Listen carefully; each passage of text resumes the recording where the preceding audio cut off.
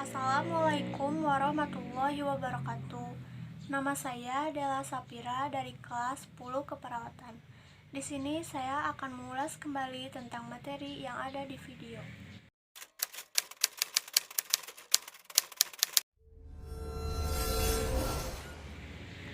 Pemberontakan DI atau TII. DI Darul Islam, TII Tentara Islam Indonesia.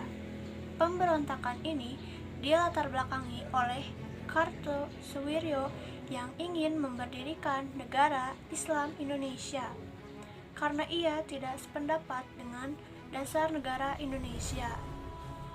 Sebenarnya, negara Islam Indonesia sudah ada pada tahun 1942, namun baru diproklamirkan pada 7 Agustus 1949 dengan Kartosuwiryo sebagai imam dan dasar negaranya diganti menjadi Kanun Asasi.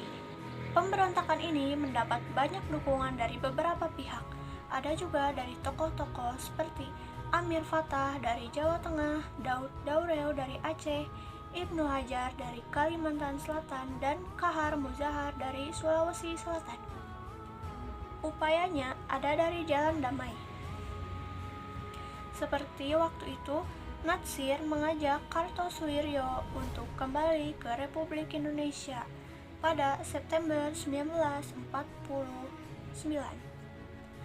Namun, Kartosuwiryo menolak ajakan Natsir dengan mentah-mentah, dan itu dinyatakan gagal. Lalu, Jenderal Nasution meminta para warga untuk menyiasati dengan pagar betis. Siasat itu pun sukses. Kartosuwiryo berhasil ditangkap pada 4 Juni 1962 dan dijatuhi hukuman mati pada 16 Agustus 1962.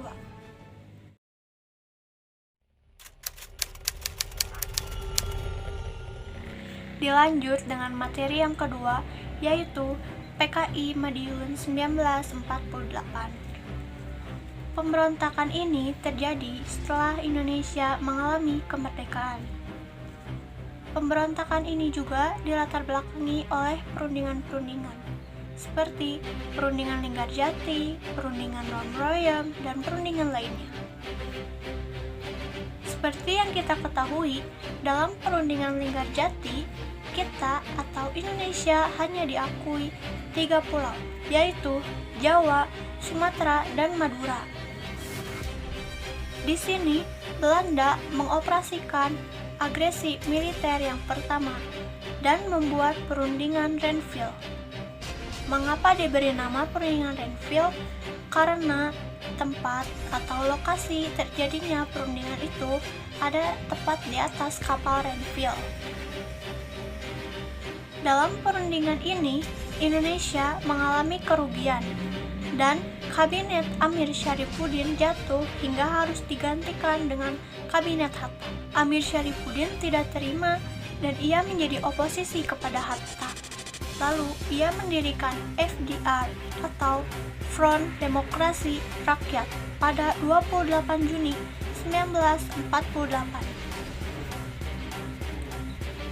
Amir dan Musso temannya menyusun doktrin-doktrin tentang PKI dengan nama Jalan Baru untuk membuat Indonesia yang kuat dan aman dari negara lain. Gabungan partai sosialis dalam PKI dan Musso diangkat sebagai pemimpin FDR, yaitu Front Demokrasi Rakyat. Lalu PKI memutarbalikkan fakta dan mengecam dalam perundingan Renville agar rakyat Indonesia anti-Hatta. Di saat Indonesia menyerang Belanda, di belakang ada PKI yang sedang berbondong-bondong untuk membuat negaranya sendiri.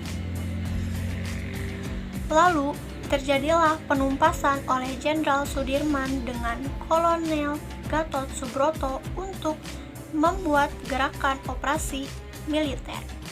PKI akan membunuh atau tidak segan-segan menyiksa dengan tangannya sendiri kepada orang-orang yang tidak patuh kepadanya. Lalu, ia akan memasukkannya kepada sumur. PKI menghalalkan segala cara untuk memenuhi hasratnya, yaitu membuat negara dengan komunis. Sekian yang bisa saya sampaikan. Mohon maaf banyak kesalahan. Wassalamualaikum warahmatullahi wabarakatuh.